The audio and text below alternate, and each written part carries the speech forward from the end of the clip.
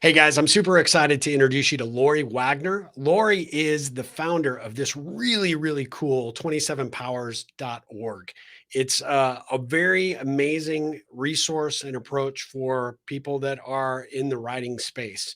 I can't wait for you guys to meet her. She's a really unique entrepreneur. She's come up with a number of training programs and approaches to developing workshops to really help you get your creativity on. And so she's somebody that was introduced to me by Cynthia Berg, who has been helping me with Ripple for the last 6 months. And I'm just enamored with her story and what she's doing and how she's doing it. So I am super excited for you guys to meet her. So let's get started.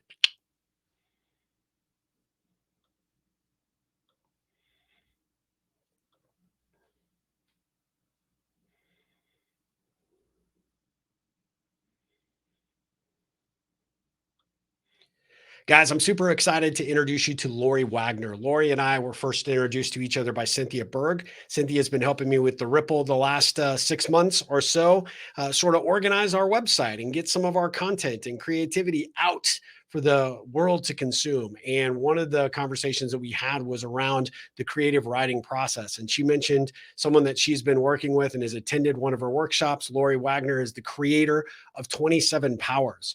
Laurie is also a writer, teacher, and coach, author of 7 books, mixed media artist, fervent collage maker, mother of 2, and one-time amateur racquetball champion, according to her website.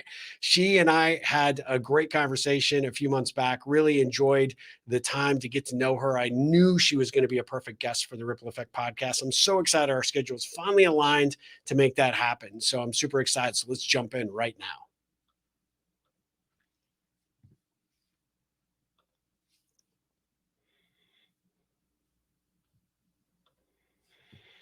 Hey guys, I'm super excited to introduce you to Laurie Wagner. Cynthia Berg, who has been working with me at the Ripple Effect, sort of helping me get the website, refreshed and new content out there. Happen to mention that she is a big fan of Laurie's. Laurie puts on these workshops that really help stimulate the writer's brain, and I was super enamored with the story that Cynthia told me, and eventually ended up on Laurie's website, which is 27powers.org.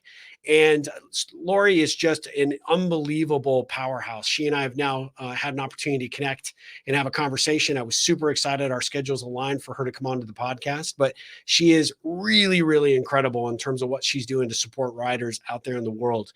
Laurie is a writer, teacher, and coach, and she's the author of 7 books. She's a mixed media artist, fervent collage maker, mother of 2, and a one-time amateur racquetball champion. I am super excited to have her be a part of the Ripple Effect podcast. So let's dive right in.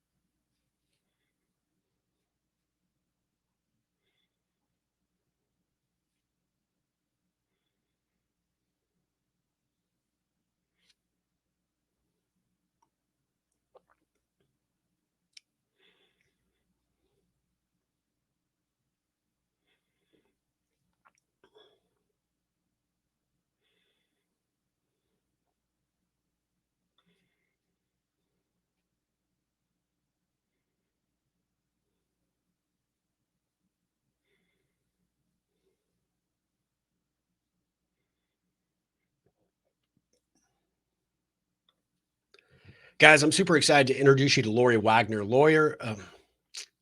Guys, I'm super excited to introduce you to Laurie Wagner. Laurie is the founder of 27powers.org. She is about wild writing. She is the you know, her Guys, I'm super excited to introduce you to Laurie Wagner. Laurie and I were introduced to each other by Cynthia Berg, who's been helping me with the Ripple Effect for the past 6 months. Laurie is a dynamic individual. I was so impressed by what she's doing. Her website, 27powers.org, is just this unbelievable resource for writers. She does workshops, she does classes, she's got these e-courses. We're going to dive into all of that. But one of the things I really wanted to share was just the uniqueness of her approach. She's turned a passion and her commitment to writing, and she's utilized that to become a really astute teacher to help other people pull what's inside of them and get it onto the page. Laurie, from her website, says she's a writer, a writing teacher, a coach, and author of 7 books, mixed media artist, fervent collage maker, mother of two, and a one-time amateur racquetball champion. She is a dynamo, and I'm super excited for you guys to meet her. So let's dive right in.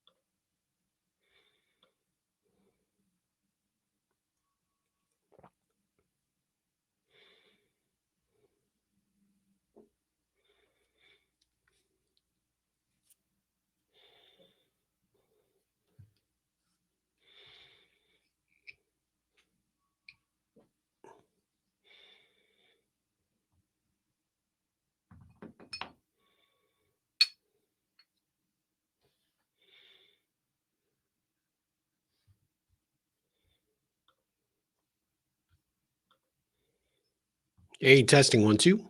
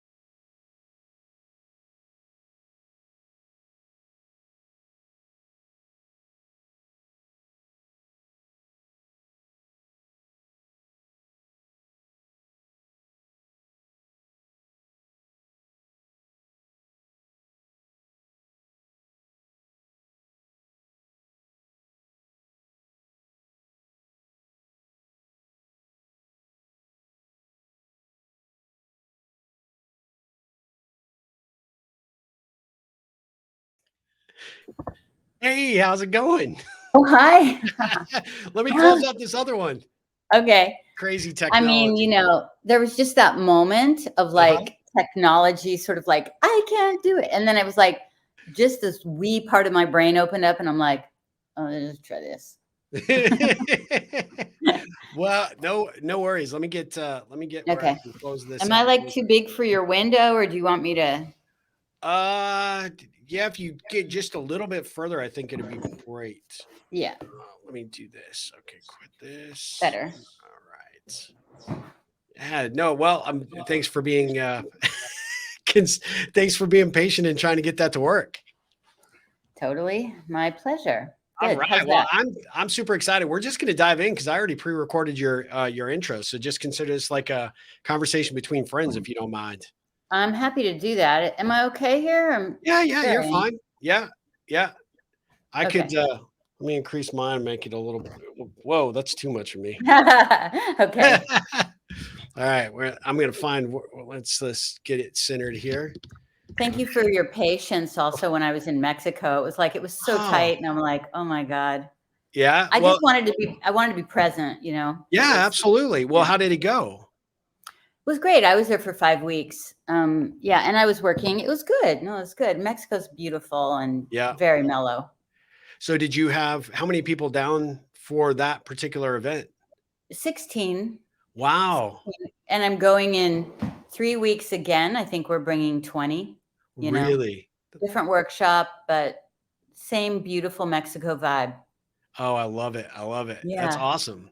All Yeah. right. Well, let me kick us off, and then we're just going to dive in and just have a Great. conversation. I mean, Whatever you want to talk about. I'm so excited about this because I think my audience is really going to resonate. Hopefully, we pick up some folks for you to, get some Great. additional subscribers and potential students. So Thank you. that's the goal, right? So, all right, here we Yeah. go. Hey guys, welcome to another edition of the Ripple Effect podcast. I am so excited to have Laurie Wagner join me today. Laurie, thanks for being a part of the Ripple Effect podcast. How are you doing? Very good. Thank you so much for having me. I am so thrilled. I know we were trying to do this a few weeks ago, and you were in Mexico at the time, conducting, workshops for folks that had traveled down with you. And so Mhm. I'm excited to learn about that work. But I appreciate you making the time because I know you're super busy and in demand, which is, a great place to be. I think the times call for deep work. I think Yes, the times are asking us to get solid with ourselves so that we can meet ourselves in a solid and absolutely. authentic place and meet each other in that place. And the work I do is a path toward that. Well, I look forward to learning more about that work and sharing that with our audience. But I'm a big believer that we always start with the origin story. So I'm Mhm. curious, I read a little bit of your bio off your website in the introduction, but let me just get a sense of kind of how you became who you are today. I mean, what motivated and inspired you to go down this path? How did you get there? Was there, something significant in your past that sort of kind of guided you down to do the work that you're doing? You're clearly doing the work that you were intended to do. So, Mhm. what's that origin a little bit story about? Yeah, and I'll try to sort of cut and paste it so that it doesn't take Well, I saw you because like collages, so that's a perfect way to start, right? I do, and I like bits and pieces too, Yeah. But I will say that, when I was a child growing up in Los Angeles, I was always the one who was making music, drawing on my walls, making cartoons, playing all sorts of things, writing. So that Yeah. was always who I was. And I was talking to a friend the other night, and I was saying that the way that I've always done things was to learn enough about something to then go take off and do my own thing. Yeah. So I never learned how to read music, and I'm not the kind of writer who is really paying attention to grammar and to all the bits and pieces that an editor, but I'm very instinctual, and Yep. all my work is kind of, I hope, beautiful, and it's messy. Yeah. So it's very instinctual and intuitive, but that's just the path I've always taken.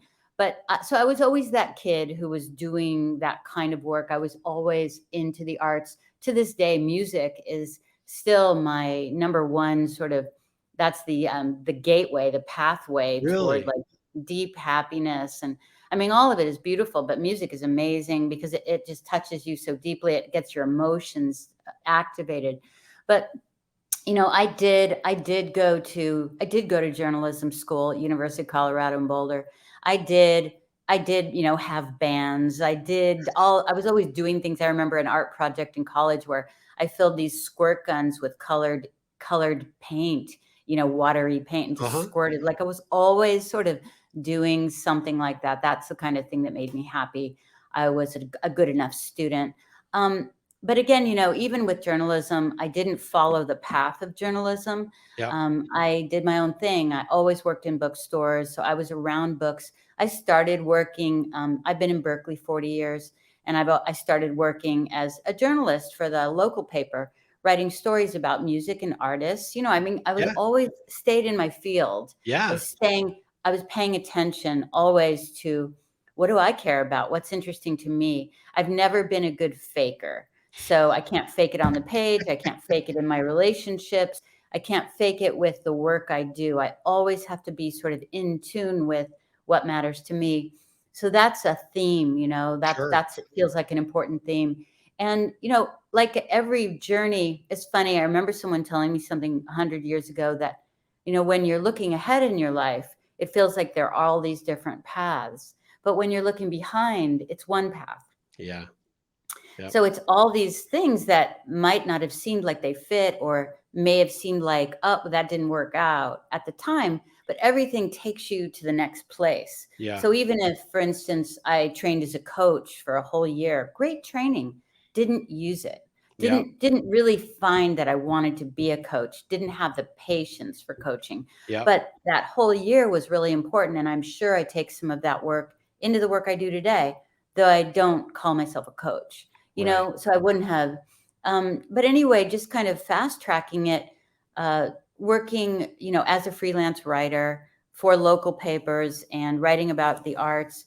I think at one point, and this is a really important part too, is that I was 31 and I thought I need to get myself on the track. I wanted to have a career. I wanted to have a family. I wanted the whole thing. Yeah. And so I got a job with Simon and Schuster. I was a publishing sales rep and I traveled for 3.5 years. It was really, really wonderful. Learned a lot about books, got married, the whole thing. But one of the things I learned about Simon, and I'm sure it's a great company, but it's a corporation. Yeah. It's a And business, right? Yeah. it's a business, and Yeah. I loved it. But what I learned, I want to say something. I'm backtracking a second, but when I was 31 and I went for that job at Simon, it was because I looked at all the things I loved in my life, my art, my writing, my music, Yeah. and I decided that I wasn't good enough to compete in the marketplace. I decided I wasn't a good enough writer, wasn't a good enough musician, the whole bit.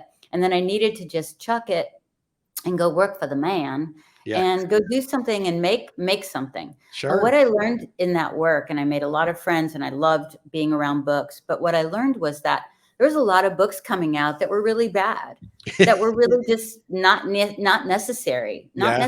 not helpful.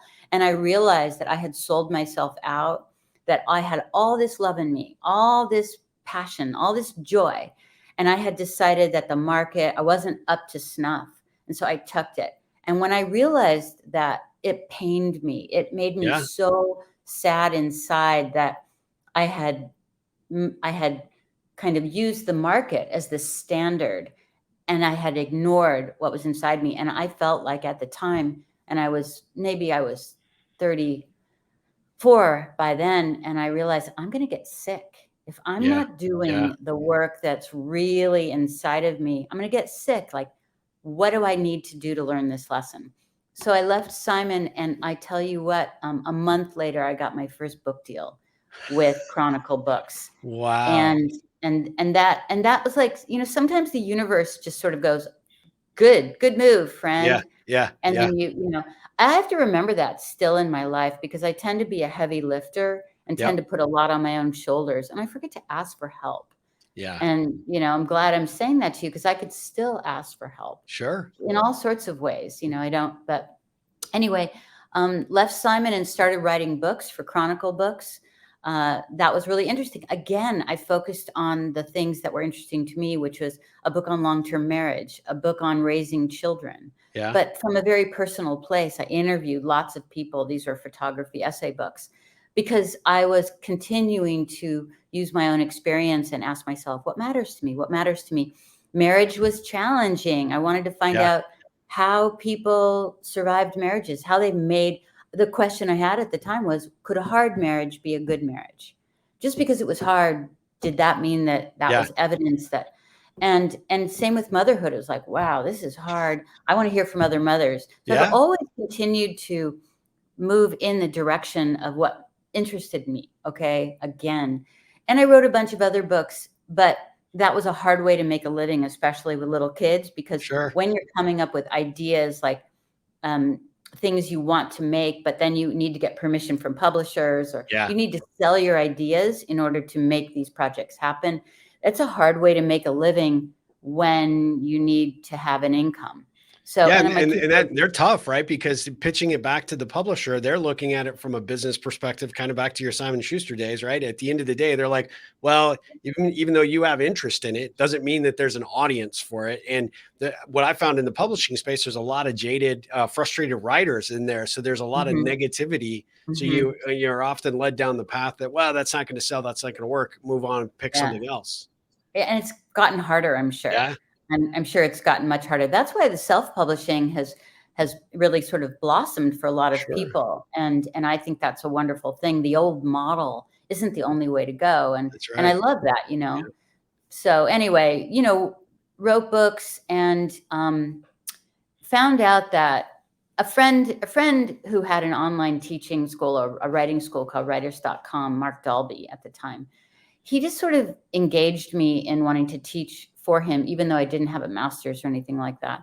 And so I just started because I needed a consistent income. My husband was an artist. Yeah. And I wasn't comfortable with our up and down, not knowing how to pay a bill. Yeah. And so I needed something consistent. And it turned out that I was a good teacher. It turned out that Mark said to me, he goes, Laurie, he said, you just need to love people. Like good teachers just love people. Yeah. And Yeah. I loved people, and I cared about people, and I was really moved by their stories. And so that began like a lot of many, many years. I think I worked for them for 9 or 11 years, like a Wow. long time. And I kept my jobs, I was always working different things. So I'm very practical. So I wasn't just hoping that, when you create something new, there's always the hope like it'll take care of everything. It doesn't, you No, have to got to work at it. Yeah. You got to work a lot of things. Anyway, years and years and years. I'll tell you something, Steve, which is that I've always taught from the street. Again, I am not an academic. Yeah. I've always sort of brainstormed what mattered to me, and the next thing comes and the next thing comes. And so the wild writing, which is the cornerstone of the work that I do today, I don't work for writers.com anymore. I've been doing my own thing for, I don't know.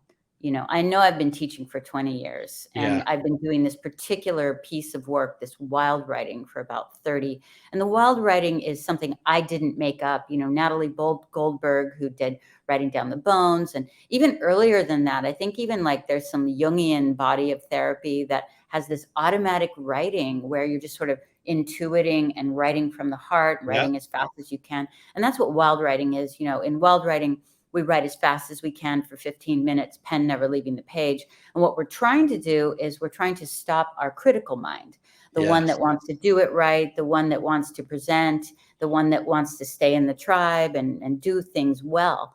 And that is exhausting. Just for me to have to repeat that is exhausting. And so what we're practicing with the wild writing is we're writing as fast as we can so we don't have time to curate it and say, what is the right word? Or I can't say that. Like we're writing too fast for the critical mind to engage. And instead we're we're strengthening the muscle to the intuition and the instinct and trying to tell the truth. And that is the power of wild writing. It's super healing because isn't that what we're trying to do in our lives? We're trying to sort of unzip from the presentation so that we can step out and feel like we're our authentic selves. And then I can meet you in that place and you can meet me in that place. And then something is really happening. So that's where the magic happens, right? I mean, at the end of the day, when we get out of these preconceived notions and we color outside the lines, that's where the magic really, really happens. So that's fascinating. Yeah. And it's also the place where we can find intimacy with ourselves and with other people. And especially in the last couple of years, it feels like it's more and more important to me that we're not wasting our time here. Yeah.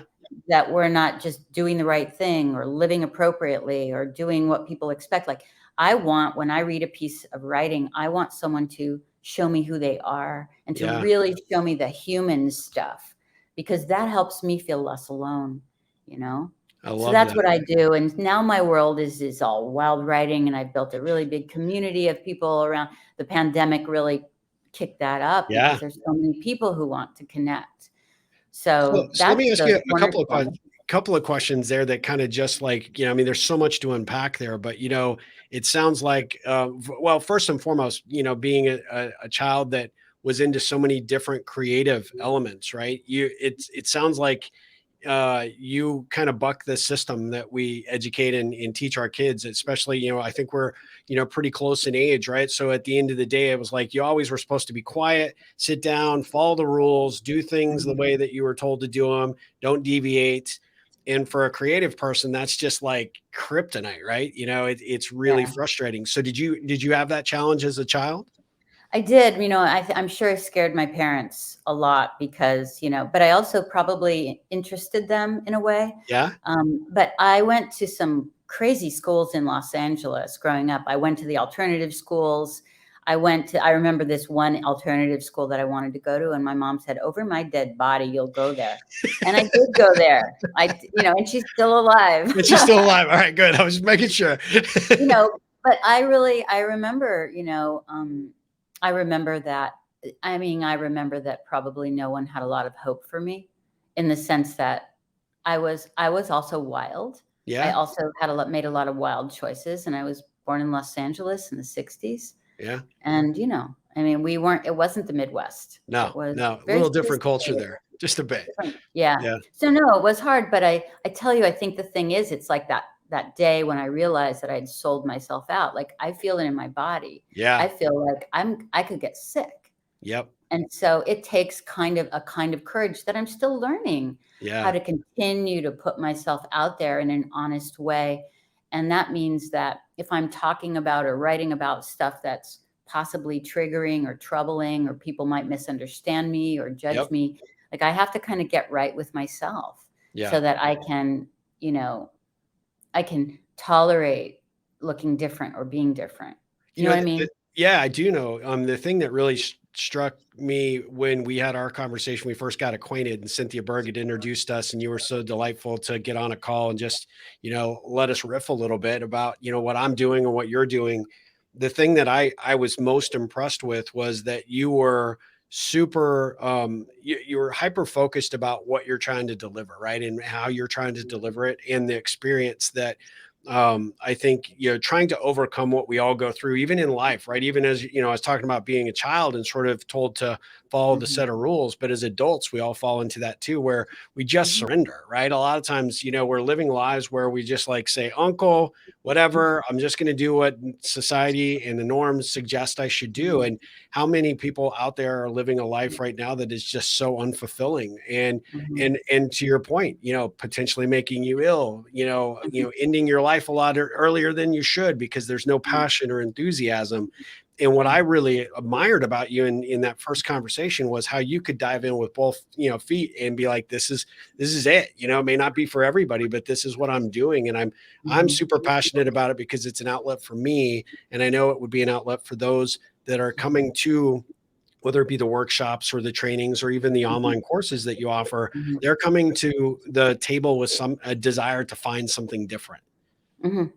That's right. I think they're coming to the table, like, they don't even need to be writers to appreciate the medicine of the work. That's Yes. the thing, that we have these ideas like, but I'm not, or I should, not like that. It's more Yeah. like we're just human beings. And so I think that I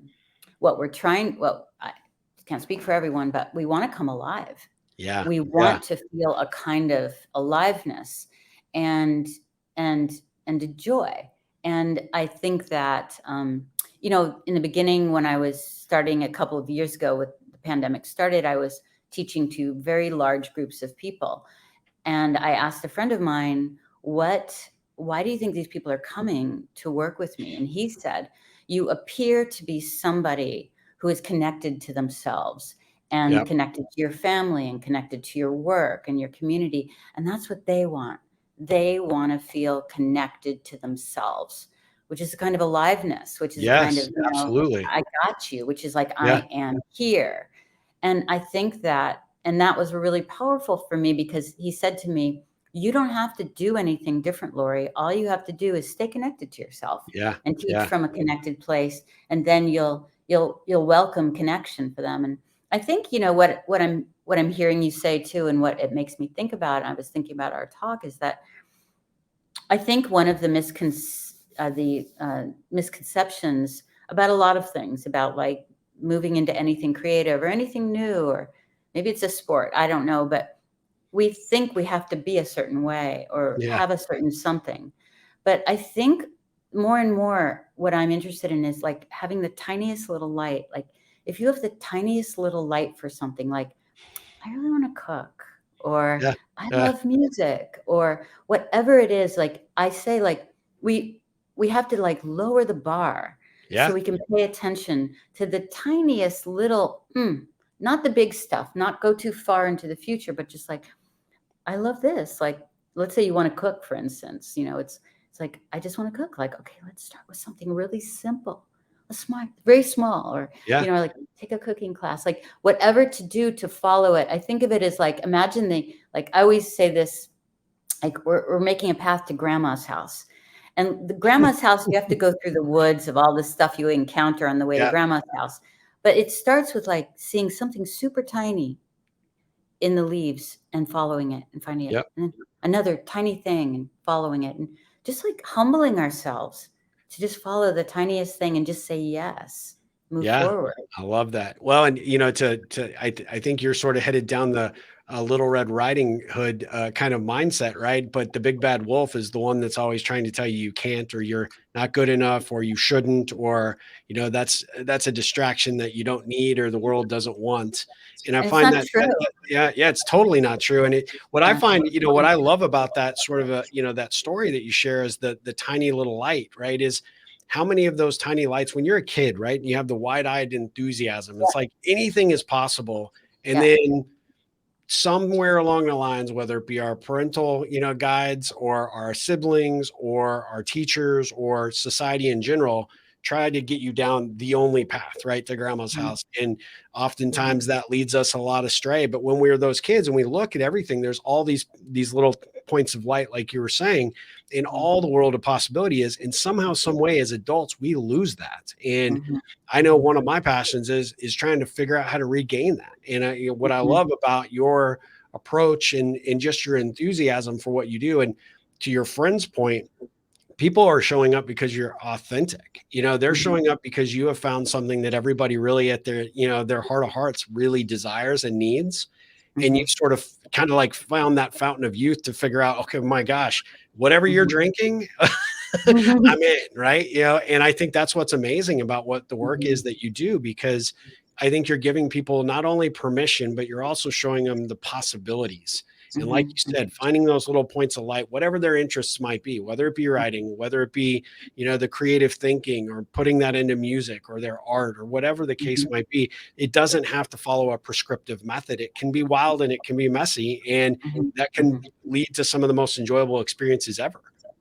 Yeah, I'm with you completely. And I was thinking something too. I see your guitar back there Uh-huh. behind you.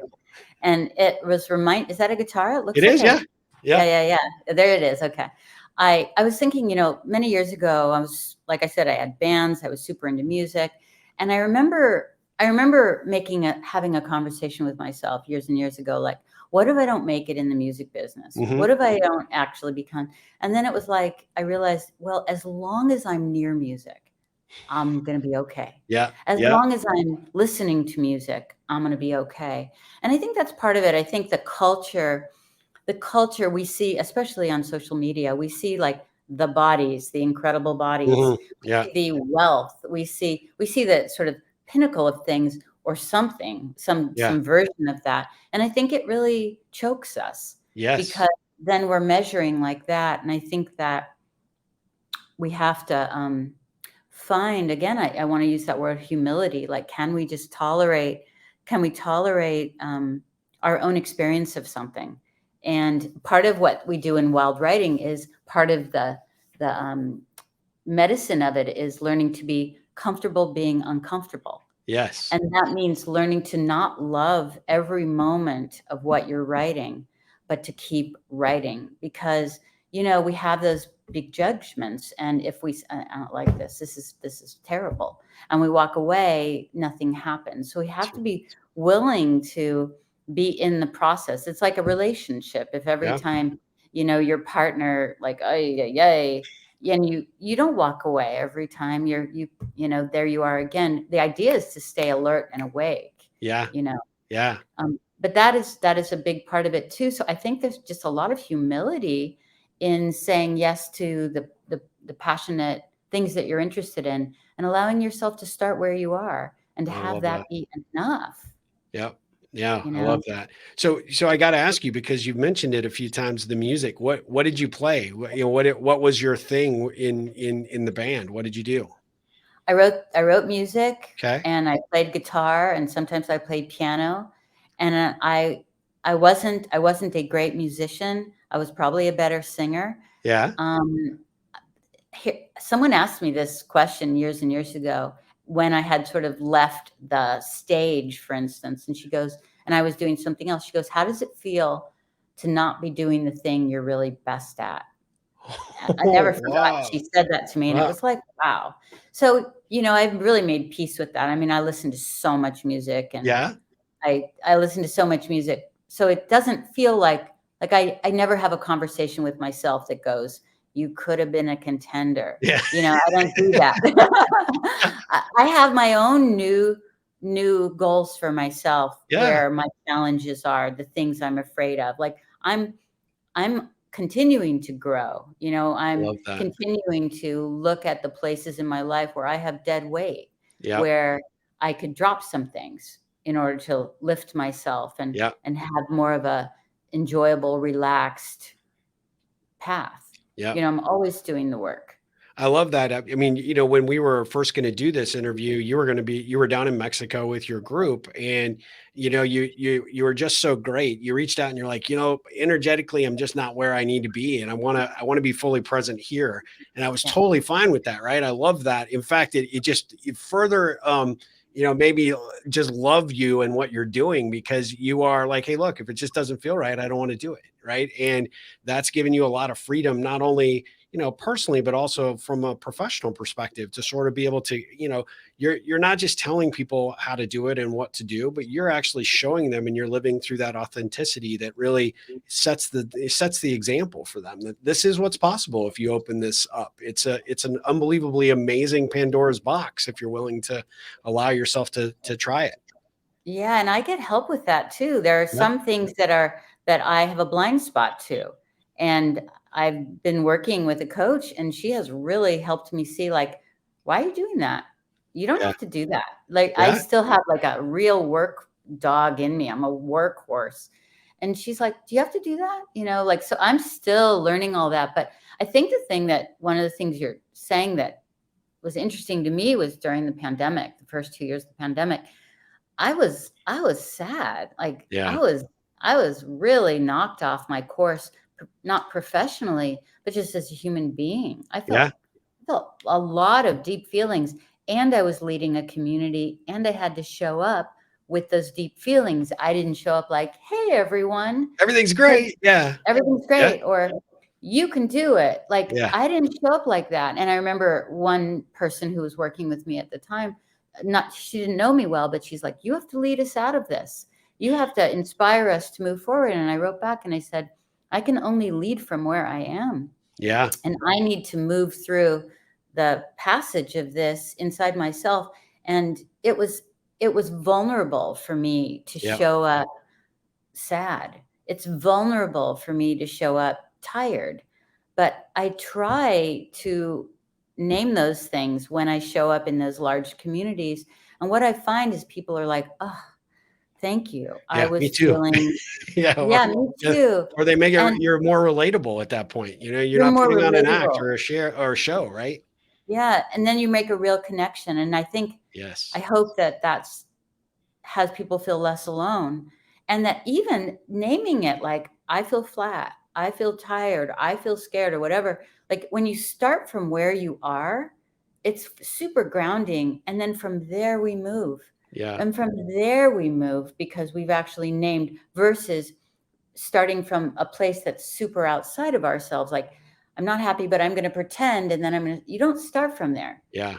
You Yeah. don't make anything. You have to start from, like, your native soil of where you are. And then you have to, and it's vulnerable, but it's less work. Yeah. Yeah. I love that. Well, I Yeah. have a ripple question I wanna ask you. I mean, what lessons did your childhood teach you that sort of guide and direct you to, how you do your life today? Hmm. Hmm. That's an interesting question. Um, I mean, I I had a few thoughts. I think there were some cautionary tales Yeah? too. Like, I think when my dad died 13 years ago, there were ways in which he hadn't allowed himself to really come alive Oh, wow. in certain parts of his life. I think he was also afraid and insecure. and he kept himself back. And so, you watch that, and that's a real cautionary tale. I Yeah. remember when he died, the words that came to me were just like, Yeah. live, like, don't hold yourself back, Um, and I, I probably got some a- attention for being a creative kid. But I wasn't super duper talented, but I had a lot of passion, Yeah. and I wasn't going to do anything else very well, you know?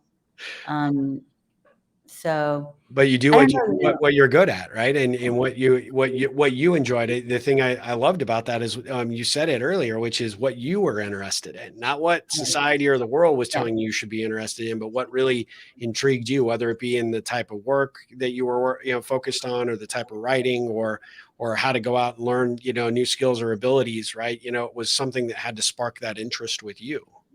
Yeah, I think you just answered my question for me much better than I did. You did. I didn't mean to. I promise. I'm No, sorry. you did it. I heard myself back. You reflected back for me Yeah. what was true. And I also, and there were many years where I felt lost about that Yeah. too. I mean, I've always, as I said, been super practical. So when I was writing for the newspapers or making music or whatever I was doing, I always had a stable job to not put too much pressure Sure. on the beautiful little thing that I was trying to craft. And it's just been many years, right? Like I've been working for 50 years. No, not in 50, 40 years, Yeah. and that's a whole path, That is.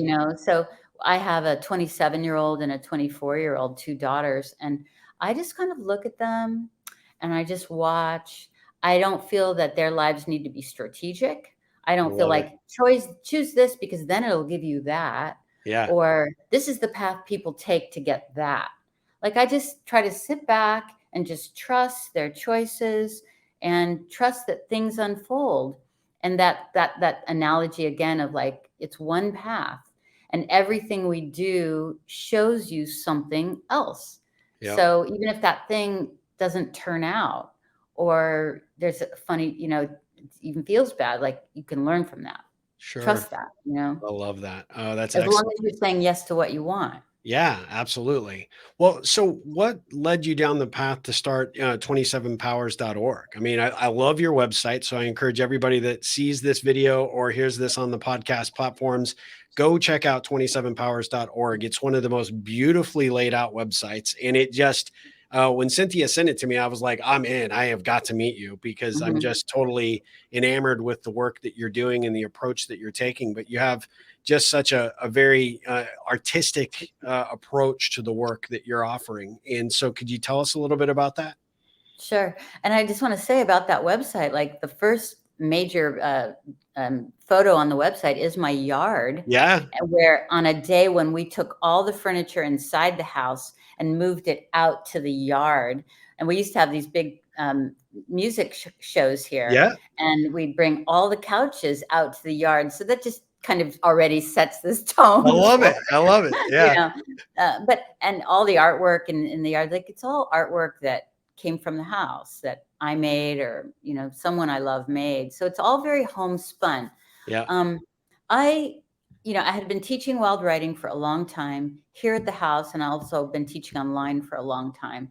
And we used to do in the classes that we used to run here, we used to make a little zine and a little Yeah. magazine based on the season of work that the writers at this table created. And we made this magazine, and the husband of one of our friends, we were trying to come up with the name for the zine, and he called it 27 Powers. That's my street address.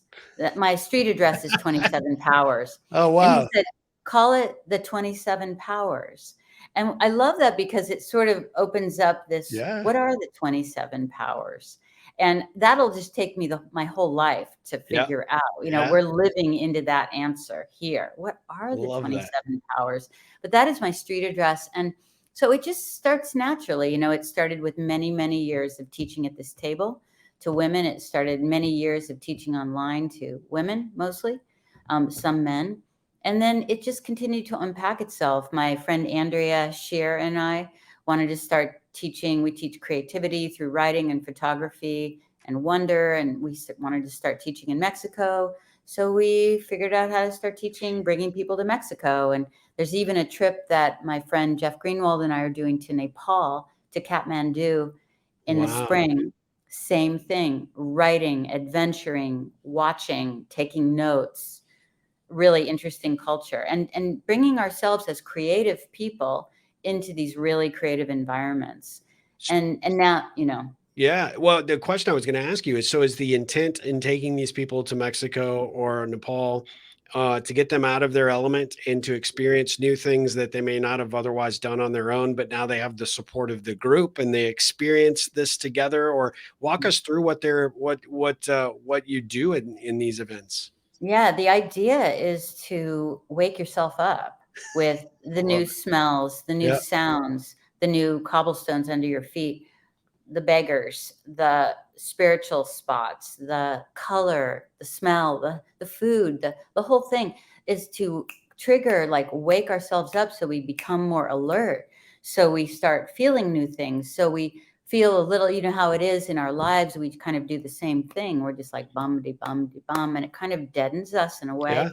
Seen that already. We think we head to the market. We know the path. So we stop looking. But when you're in a new place, you start everything, you're seeing everything. And so as a creative person, for writers or anyone who just wants to wake up, to put themselves in places where they don't know how to get to this, or they don't know what they smell, or what is this, Yeah. is really, really enlivening. And I think even just leaving the United States is really important, because the way we live here and the stress that's in Yeah. the air, that's in the water. It's not everywhere. The United Yeah. States is its own special place. It's Yeah. not everywhere. And you see how people live, like in Kathmandu. Those people are some of the poorest people in the entire world. And they are also some of the most peaceful.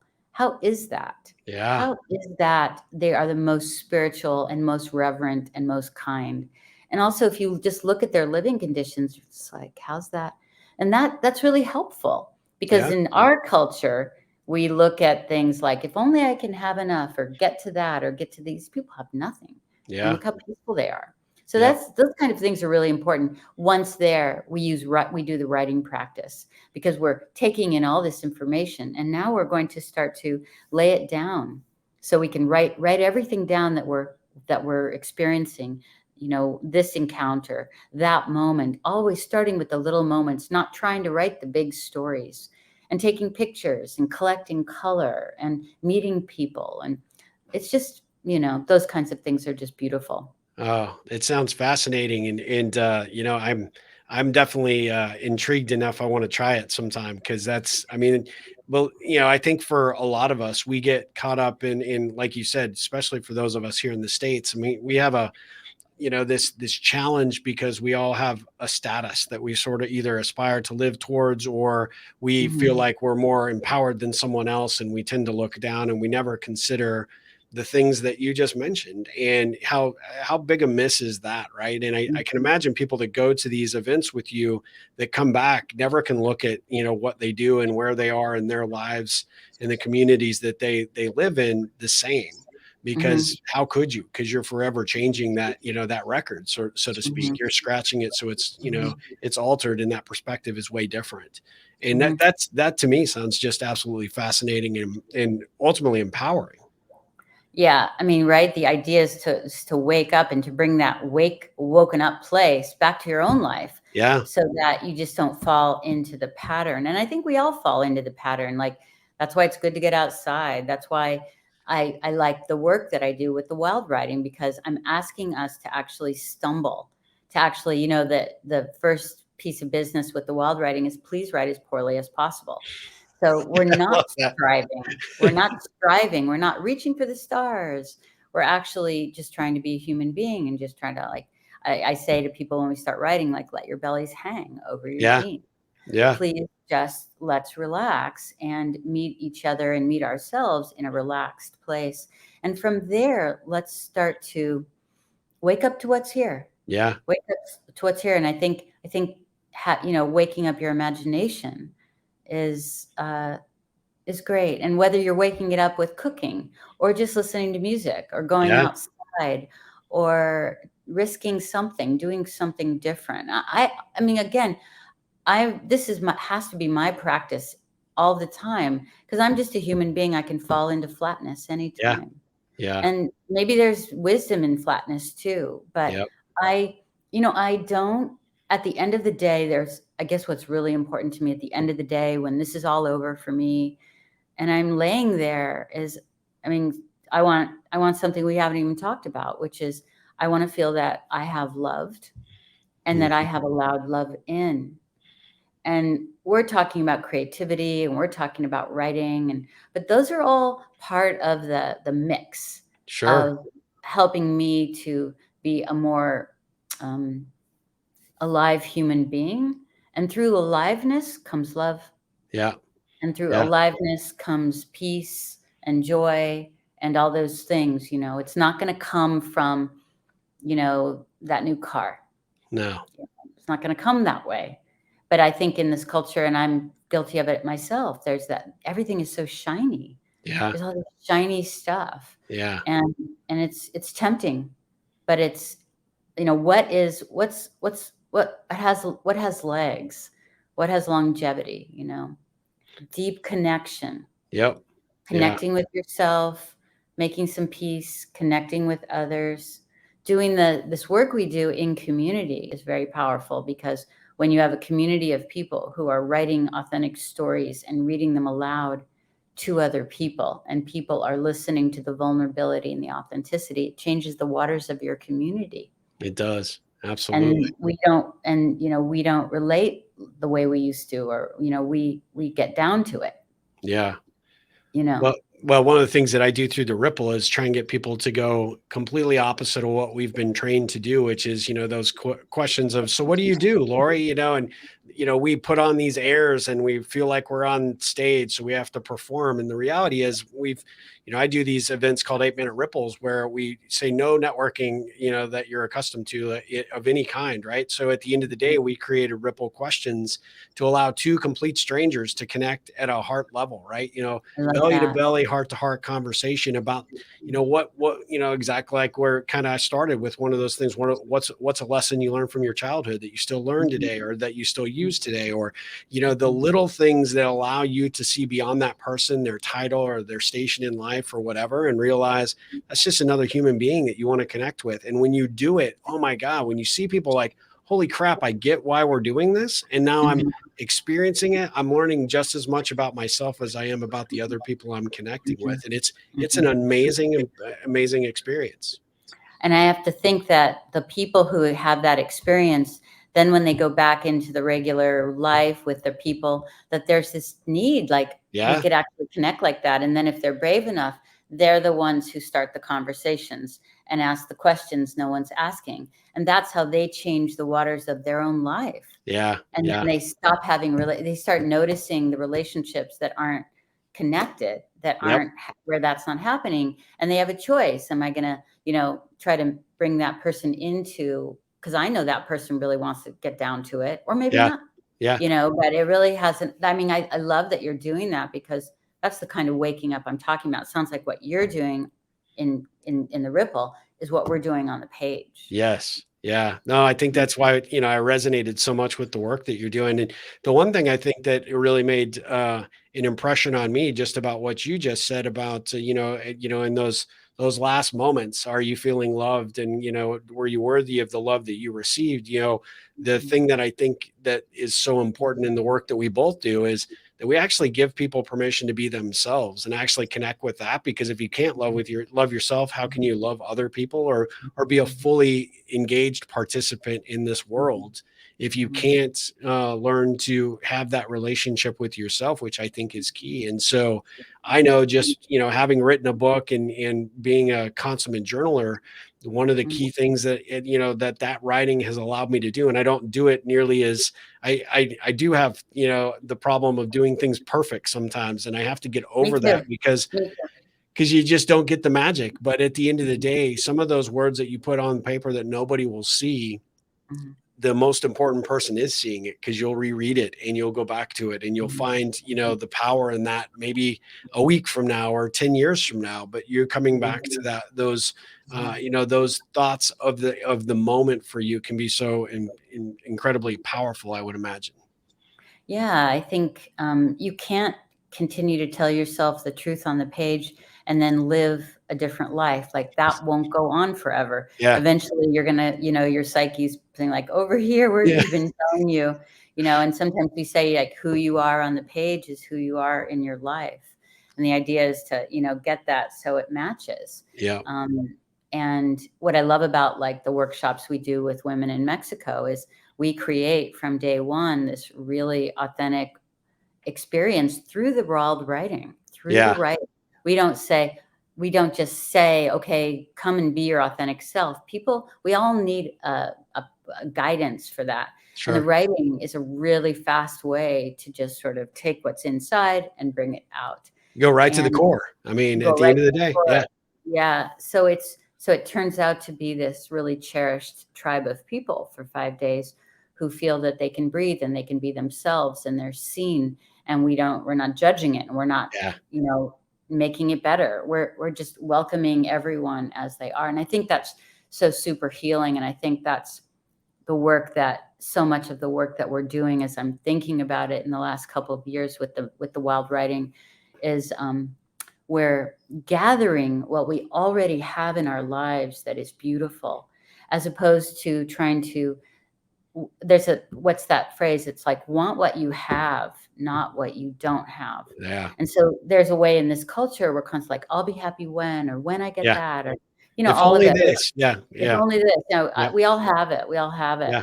But to actually start to collect and to see what is already here and in front of us, inside of us, where all those little pieces of light I was talking about, like right here, it's a kind of a calming and beautiful feeling of like, okay, it's here. I'm okay. It's all right. There's a lot of beauty here, but we've been looking outside ourselves. We all do it. But so I think there's something very healing about that, because we already have a lot. That's so incredible. I love that. What would you say, another ripple question for you would be, what would you say the best piece of advice that you were given that you still use today, maybe apply to your daughters? I mean, something that, that you may have got it from a first teacher or a parent, and you're like, I'm never going to use that. But then you end up using it, and it really applies to your life or your work today. And maybe, you carried it forward for your own kids or your own students. So funny. I have a couple of answers for you. I'll tell you that I had a couple of mentors in my life when I was younger who told me I couldn't do what I'm doing.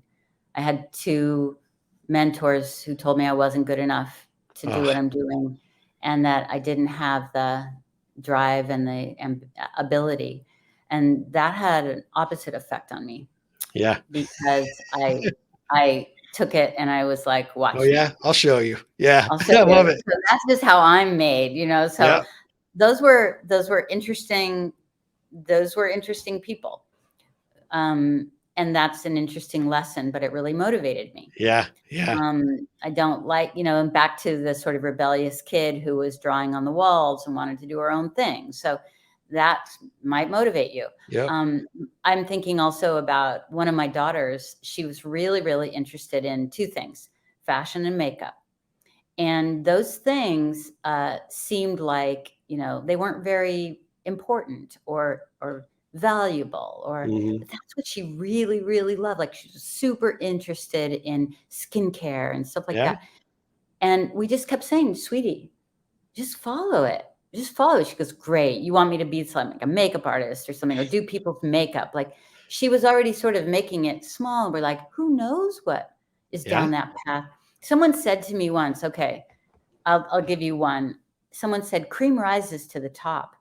And it was actually 20 years ago when I went to my sister and brother-in-law. My brother and sister-in-law had given me a gift for my 40th birthday to go to this palm reader, and he said, you're a really good coach, and you're a really wonderful actress. Like, you can do these things. And I said, but I'm 40. Like, it's too late, you know? And he goes, no, cream rises to the top. And what he was saying is if you love something, your natural affinity for doing it well will rise, because your love and your interest and your Yeah. curiosity is what keeps making it interesting to you. Yep. And if it's interesting to you, you'll actually do really well. And what we don't know what really well means. It could mean just make you really happy. It could mean that you make contributions into the world around you. Yeah. And I Yeah. think that would be it, you know, cream rises, follow what you love, you know. We've heard that so many times, but I Sure. think that's it. And now my daughter's working in fashion, and she's Oh, really good at it, that's awesome. and she loves it. And so, you know, that's, I don't, you know, when people say, like, thank God it's Friday, like, I know what it feels like to be tired. I know what it feels like to put in a big work week, and I know how good Friday can feel. But I Yeah. don't want to live like that. Yeah. I don't want to live We're like, living for one day of the week, you know, right? Or yeah, for the I don't want to weekend. live And like that. That yep. just feels like a kind of death to me. Oh, yeah. So, you know, I want to go out with a bang. I want to go out feeling that I've, you know, like I want to go out noticing, like, what am I afraid of? What do I still want to do? What terrifies me? Where do I feel that I'm not good enough to do this thing? And I want to move into that stuff. I don't want I to, you know, so again, you know, cream rises to the top. Yeah. You love Yeah. something, follow it. Yeah. And That's and fantastic. and not worry about what that looks like, you know. But I could never be a chef in a big kitchen. Well, it's not so much the vision of what you want. I think it's just like, I like to cook. Yeah. I like music, you know. I see stories everywhere. Write them down, Yeah. you know, That's like fantastic. that. Yeah. No, that's great. I mean, that was excellent. What would you say your superpower is? hmm I think my superpower is creating space for people, to drop in and unzip and come out. I think that's my superpower, I love is that. to create an environment where people feel that they can be themselves. Yep. I think anybody who watches or hears this can automatically tell that that's the case, right? You know, you're definitely uh, it just oozes off of you. I mean, Thank I can you. see that. Yeah, it's And you know, fantastic. and as we're talking, you know, there's a part of me going, "That's right, Laurie. You just keep living like that." You know, it's an everyday practice. Yeah, It's yeah. not like, you know, I walk out the door. It's like, oh yeah, pay attention. I got to Here do it it is again, too. Laurie. Yeah, Here it is again.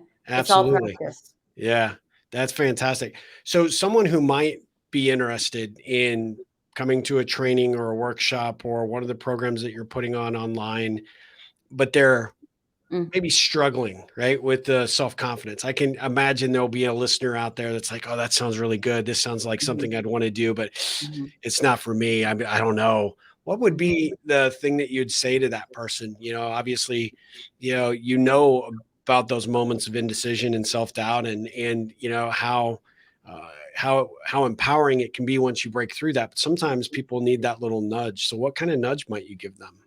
mhm. Um, allow yourself to do it poorly.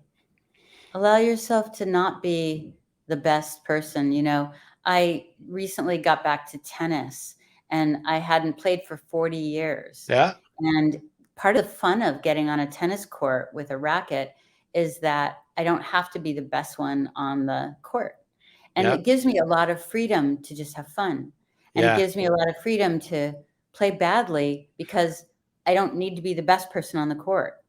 And so I would say, like, allow yourself to just sort of bumble into it and not have to do it well, and see if you can just allow that. absolutely. And then from that softened, accepting place where you're just like, you know, see what comes up for you. That's You know, great. it's really the judgment, I think, that keeps us from so much joy, Absolutely, you without know. question. Well, Mhm. so one of the things I failed to tell you about the ripple, the magic moments when people connect and they learn these things, I call them connection points. These little bite-sized morsels of information you learn about somebody that you file away, but that becomes your dialogue jumping off point, right? And those things can be, I can imagine in your, group settings, those connection points are certainly wide open when people are sharing at such a level of vulnerability, right? But just like you sharing right there that you like tennis, I played tennis for a long time, actually supported myself all through high school being a tennis instructor. And I was like you, I was a nonconformist. So I got on the tennis team in high school. I had the earring and the long hair and all of the other guys. My dad taught me to play. I didn't have professional Me lessons. too. They were Yeah. so pissed that I made the team because I was You, non-traditional, had yeah. everything in from my strokes to my serve and everything. And Yeah. I love John McEnroe, so I had a temper like John McEnroe. So I was Uh-huh. extremely disruptive and because I wasn't Yeah. that mold. But the thing I think that I'm so attracted to you about in your work is that you weren't following that prescriptive method either. And so finding Mhm. those opportunities to find that thing that you're good at, pursue it because you like it and love it, and see what comes of it. And for me, it was that's how it manifested. But now I got to come to California and play some tennis. If we can play really badly. Yeah, what? No problem. Yeah, I have not played for a few years, so I'll be right there. So not a problem. Oh my God, that's so funny.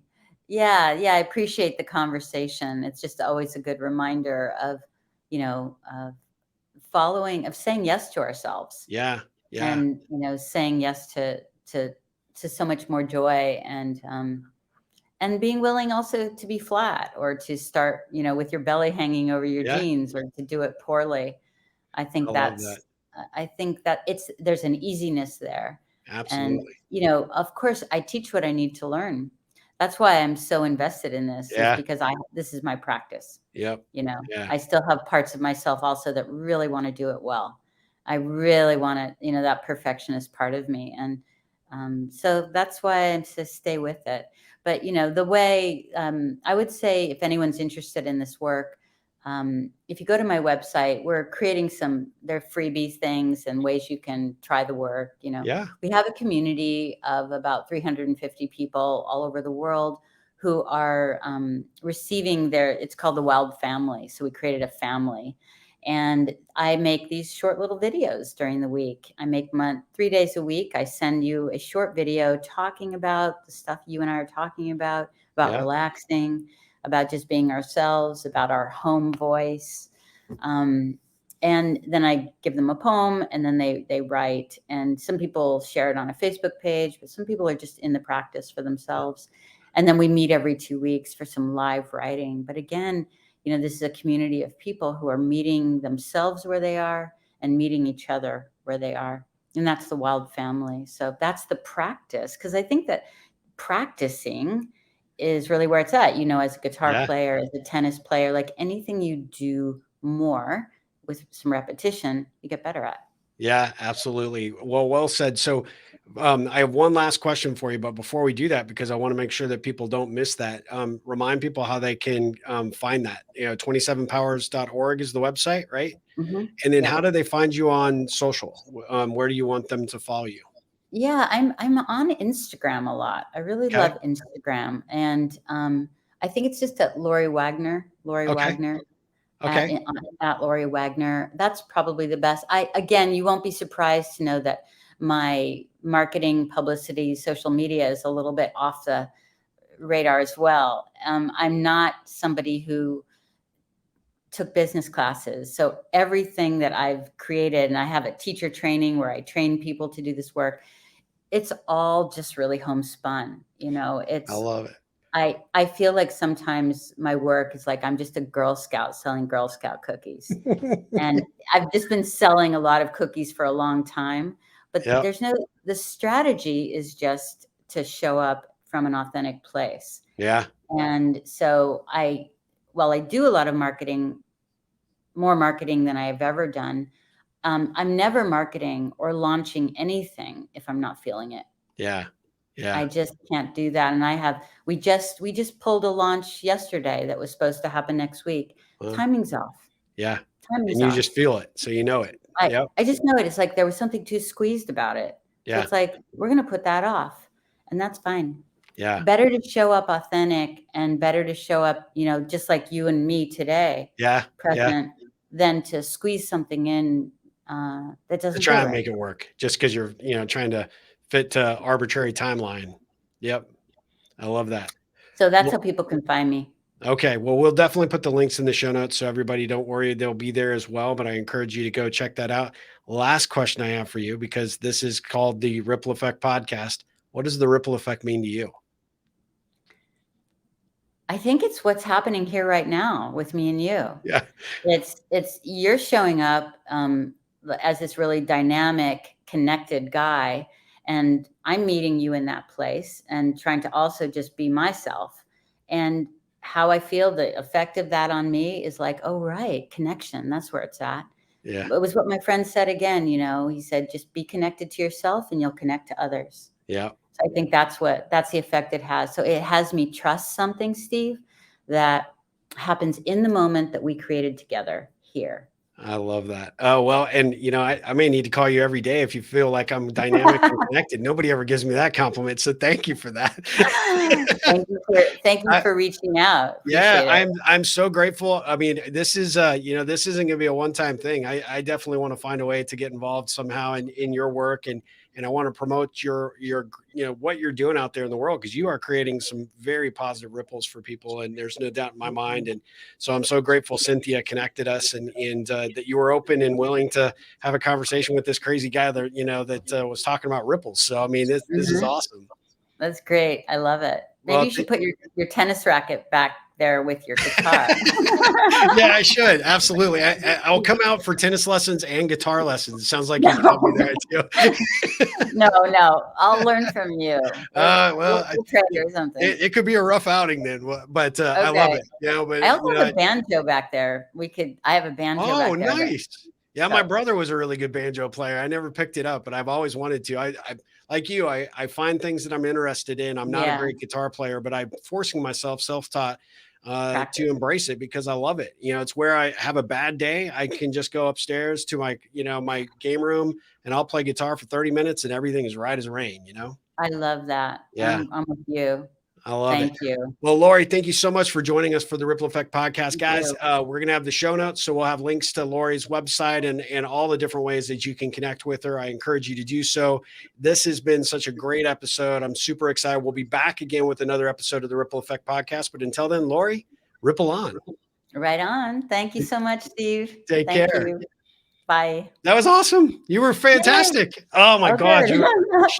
Geez, Oh, you're a good. dynamo. Seriously. Oh, I mean, good. Oh, good. yeah. I hope so. I hope so. I hope that was inspiring to people. I really care. I really care. Oh, I it's think there are a obvious. lot of Yes. people who are sort of the Walking Dead, or they're so beaten down. And how about all those folks that are like traumatized, like Yes. seriously? Some people have had just like terrible parenting, and they feel terrible. Wake.